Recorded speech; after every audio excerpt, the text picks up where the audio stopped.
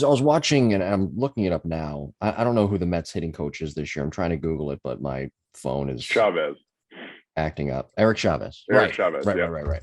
You play with Just him in college, correct? mm-hmm. Yeah. Uh-huh. Um, High school. Grew up with him. oh, in high school. Okay. Mm-hmm. I was watching a little bit of the Mets, one of their spring training games, and they got on the topic of Michael Conforto, who's still out there, by the way, as a free agent. And Yeah, they it's were just, interesting. yeah, they were talking about how he may be brought back and how he had so many voices in his ear last year when he was struggling, and he had so many hitting Mm-hmm. coaches, Chili Davis, this guy, Mm-hmm. and they finally brought it around to the broadcasters, brought it around to the point about and mentioned Eric Chavez Mm-hmm. in that he is telling a lot of guys now, because the analytics and the people associated with analytics used to actually be in the room apparently with the Mets hitters and their hitters meetings. And Eric Chavez has started to tell his guys, let's get back to seeing the ball and hitting the ball. So it goes to your point in forgetting some of this scientific stuff for a second and making it as simple as possible. And that's the power too of a former player being in that type of Mm-hmm. position. Yeah, and Eric was such a field player his whole life. I mean, I've known him since he was, I think we started playing together when we were 13, and he was just what an amazing. I mean, what he did with a bat was unbelievable. Like if we needed a hit, it didn't have to be a strike. It'd be over his head and he'd get a hit somewhere. It'd be 8 inches outside, he'd get a hit somewhere. He could do it, and it wasn't like he was more physical than anyone else. He wasn't a 210-pound freshman in high school or sophomore high school, or even junior in high school, probably. Like he wasn't ripped. He wasn't where he just could hit, and he just found the barrel all the time. And my dad, did our 3 drills. My dad was our coach, when we were, 13, 14, 16. And, we did our drills before the games, and he would talk to us about, pitches to look for. But, Eric was just such a natural athlete. And yes, I've actually had conversations with him recently, and it's just too much. Like there's so much information. And that's probably why they gave him the job, because the Mets were a very high analytical, and they've invested a lot of money in analytics. Mm-hmm. So, to have somebody, to trust somebody for Showalter, to trust somebody like Eric to come in and say, look, man, we need to just this wave pool is going crazy. We need to settle this thing down and filter that amount of information that comes in. I think it sounds like that's what they're doing. Yeah. And yeah, Eric is more of a, hey, I'm going to talk you through your at-bats on what you need to look for, what the pitcher's getting over, which is very, very important compared to, having a lot of data in there about, what this pitcher has done the past 30 days. Well, I don't care what he's done the last 30 days. What is he doing right now?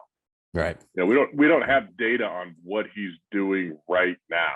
Is his ball jumping out of his hand, or is he 4 inches slower with his fastball today, or is he a little bit quicker today? Is he quicker to the plate? Is he doing more slide steps? I mean, there's so many variables that happen on the spot in baseball, because pitchers have feel too, and pitchers have reports too on what they're trying to do. So I think that's what he's probably trying to get back to it. Hey, let's be in the moment here and not put all our eggs in the basket of, what this pitcher has done over the last couple of weeks or couple months.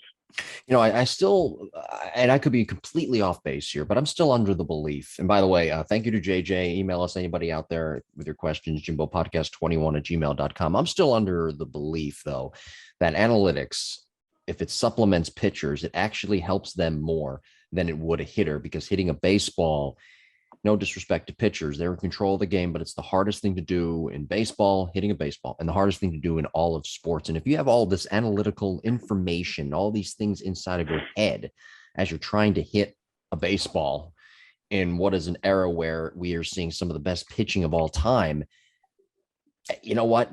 You're going to get to a point where you just kind of have to start to go the other way. And that's what the Mets have done. Did it at the managerial position with Buck Showalter, and of course now with Chavez as well. Yep. That's exactly what they've done. And they still have a huge analytics department, but it's going to be processed, I think, a little different. Yeah, last year they had Chili, but Chili's hands were tied a lot, from what I've read. Obviously I was not there in that clubhouse, but his hands were tied with all the information that came in, and then they fired him, in the middle of the season, and they brought these other 2 guys in, I believe, from the minor league system, and they were very data oriented.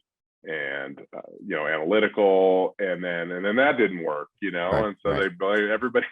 Poor hitting coaches, everybody got blamed, and I think they just wanted a fresh start. Yeah, we'll see how it works out. That National League East is going to be pretty good this year. The Mets probably have the best pitching rotation. I can't imagine. There was a lot of bad blood with Conforto, and isn't Boris his agent, and the Mets. Yeah.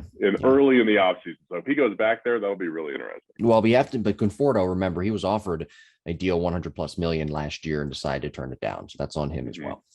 Well, the National League East, though, like I said, is going to be very interesting, competitive. Mets probably have the best pitching staff in the East.